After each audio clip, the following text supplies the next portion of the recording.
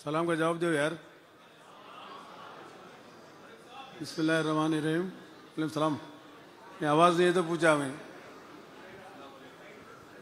बैठ गए तो तशरीफ लाजिए। नागुर मीना साहब बैठ जाओ आप भी।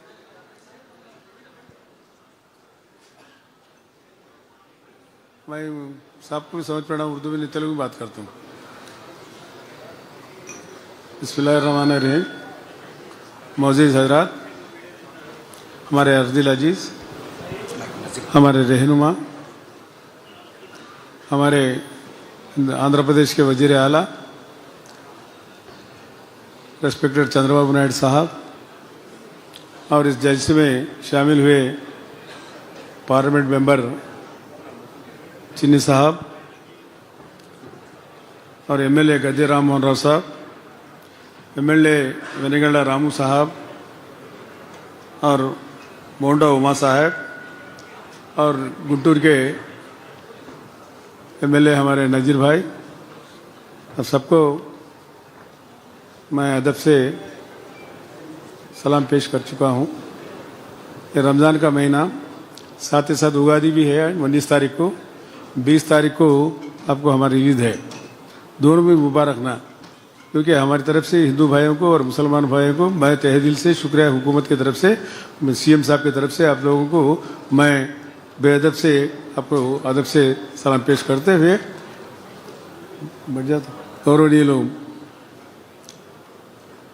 మన ప్రీతమ నాయకులు రాత్రింబగళ్ళు కష్టపడుతూ అభివృద్ధి సంక్షేమ కార్యక్రమాలుగా ఆయన పట్టుదలతో పనిచేస్తున్న మహా వ్యక్తి. ఈ భారతదేశంలో ఇంత పనిచేసే ముఖ్యమంత్రి ఎవరు కూడా లేరు. 24 గంటల అభివృద్ధి సంక్షేమం అని కోరుకుంటున్న వ్యక్తి. అదేవిధంగా మన బాగోగుల కోసం, మన అభివృద్ధి కోసం, మన సంక్షేమం కోసం ఎన్నో పాటుపడే మహా వ్యక్తి చంద్రబాబు నాయుడు గారు. దేశంలో మనం ఇప్పుడు ఈరోజు ఏర్పడినటువంటి సంక్షేమ కార్యక్రమాలన్నీ ఈ దేశంలో, ఈ భారతదేశంలో విస్తరించాయంటే కేవలం చంద్రబాబు నాయుడు గారి నాయకత్వంలో జరిగిన కార్యక్రమాలే ఈరోజు భారతదేశంలో జరుగుతూ ఉన్నాయి. ఈరోజు మనకు ఇంత మంచి కార్యక్రమాలు చేయడం జరిగింది. ఈ కార్యక్రమాలు మనందరికీ కూడా సమైక్యంగా ఏర్పాటు చేసి రాష్ట్ర వ్యాప్తంగా కూడా మనము ఈ పండుగ, రంజాన్ పండుగలో మన ప్రభుత్వం తరఫున ఇఫ్తార్ విందు ఇవ్వడం జరుగుతూ ఉంది.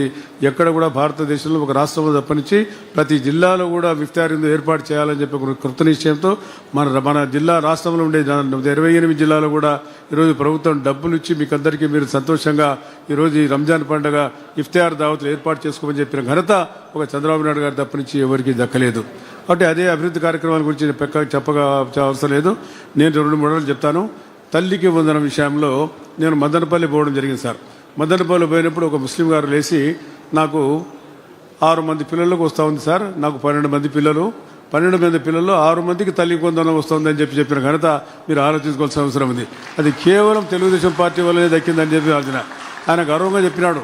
నాకు తీసుకొచ్చి దండ వేస్తే ఏమైనా నాకెందుకు ఇస్తున్నావు అని చెప్పాను. అన్న, ఈయనకి 12 మంది పిల్లలు అయితే 6 మందికి తల్లికి వందనం వస్తుందంటే వాడు ఆశ్చర్యమైన ₹1,00,000 దాకా దాదాపుగా నాకు వచ్చినాయంటే మీరు ఆలోచన చేసుకోవాలా. ఇది ఎవరి వల్ల వచ్చింది? ఈరోజు రాష్ట్ర వ్యాప్తంగా ఎంతమందికి అందింది ఈ ఫలాలు? మన పేద పిల్లలు, మన పేద బిడ్డలు, శ్రామికులు, కష్టజీవులైన వారి పిల్లలకందరికీ చదువు చెప్పించుకోవాలా, చదువులో ముందుకు తీసుకుపోవాలా, మన పిల్లలు చదువు చెప్పించాలన్న ముఖ్య ఉద్దేశంతోనే ఈరోజు మన ముఖ్యమంత్రి గారు మనకి ఇవ్వడం జరిగింది. మళ్ళీ ఈరోజు ఎన్టీఆర్ భరోసా ఎంత దాదాపుగా కొన్ని కోట్ల రూపాయలు, 1 కాదు 2 కాదు, ఎన్టీఆర్ భరోసాకి మనకు బడ్జెటే దాదాపుగా 6,000 కోట్ల రూపాయలు బడ్జెట్ ఇచ్చినారు. అందులో ఎన్టీఆర్ భరోసా కానీ, అది వివిధ సంక్షేమ కార్యక్రమాలు పోను దాదాపుగా 3,000 కోట్ల రూపాయలు బడ్జెట్ మన సంక్షేమం కోసం, మన అభివృద్ధి కోసం ముఖ్యమంత్రి గారు ఇవ్వడం జరిగింది. మరి ఎక్కడ కూడా ఇంత 6,000 బడ్జెట్ ఎక్కడైనా ఇచ్చినారు? మీరు ఆలోచన చేసుకోండి. భారతదేశంలో ఎక్కడన్నా ఏ ముఖ్యమంత్రి ఇచ్చినారా? కాబట్టి ఇటువంటి సంక్షేమ అభివృద్ధి కార్యక్రమాలకు నాంది పలికిన వ్యక్తి మరి మా ముఖ్యమంత్రి చంద్రబాబు నాయుడు గారు. కాబట్టి ఈరోజు మరి 2014 నుంచి 2019 వరకు మనం ఏమేమి చేశామండి? గత ప్రభుత్వం 5 సంవత్సరాల్లో ఒక పని మనకు చేయలే, ₹1 కూడా ఉన్న ప్రభుత్వాన్ని మనకు ఇవ్వలే. అదేవిధంగా గత ప్రభుత్వంలో 2014-19లో 49,161 మందికి 283 కోట్ల రూపాయలు రుణాలు ఇచ్చి స్వయం ఉపాధి కార్యక్రమం చేశారు. మనము దగ్గర డబ్బు లేదు, మీ దగ్గర సాంకేతికపరమైన విద్య ఉంది, మీరు సాంకేతికపరంగా ముందుకు పోవాలని చెప్పి స్వయం ఉపాధి పథకాలు ఏర్పాటు చేయడం జరిగింది. స్వయం ఉపాధి పథకాలతో పాటు సెల్ఫ్ ఎంప్లాయ్మెంట్, మీరు ఎంప్లాయ్మెంట్ జనరేషన్ స్కీమ్స్ కూడా ఇవ్వడం జరిగింది. ఏ ప్రభుత్వం ఇచ్చింది? ఆ రోజు మన బిడ్డలు పేదవారు కాబట్టి వారికి ఇంటికి అంటే ఇంటికి జగా ఇచ్చి ఇండ్లు కట్టించి దుకాణం ఏర్పాటు చేసి మీరు సంపాదన చేసుకోండి, మీకు అంగడితో సహా నేను కట్టిస్తా అని చెప్పి లోన్ ఇచ్చిన వ్యక్తి చంద్రబాబు నాయుడు గారు. ఆ రోజు 223 కోట్ల రూపాయలు ఈ 5 సంవత్సరాలు చెప్తాను నేను, గతంలో ఉన్న 15 సంవత్సరాలు కాదు, తెలంగాణలో 2 రాష్ట్రాలు కలిసినప్పుడు కాదు, 2014 నుంచి 19 వరకు జరిగిన అభివృద్ధి సంక్షేమ కార్యక్రమాలు ఏ రకంగా అందినాయో చెప్పాలా. కానీ గత ప్రభుత్వం ఏమైనా జరిగిందంటే నేను చెప్పకూడదు, జీరో, ఒక్క రూపాయి వేయలే. మరి తెలుసుకోవాలి మరి ఏ ప్రభుత్వం వచ్చిన తర్వాత మనకి ఇచ్చింది అని చెప్పి. మరి అదేవిధంగా మనకు 41,088 మంది మైనార్టీ యువతులకు 53,89,00,000 నైపుణ్యానికి అంటే శిక్షణ తరగతులకు మన దగ్గర చెప్పాను. ఆటో నగర్లు, ముఖ్యంగా ఆటో నగర్లు ఏర్పాటు చేసింది చంద్రబాబు నాయుడు గారు. మొట్టమొదటిసారిగా నంద్యాలలో మరి మా ముఖ్యమంత్రి గారు నంద్యాలకు వచ్చినప్పుడు దాదాపుగా నంద్యాలలో 28 ఎకరాల రూపాయలు ఆటో నగర్కి ఇచ్చి అక్కడ ఆటో నగర్ నిర్మాణానికి వాళ్ళు సొంతంగా ప్రభుత్వ స్థలం ఇచ్చి వాళ్ళు ఆటో నగర్ ఏర్పాటు చేయడానికి ఇచ్చినారు.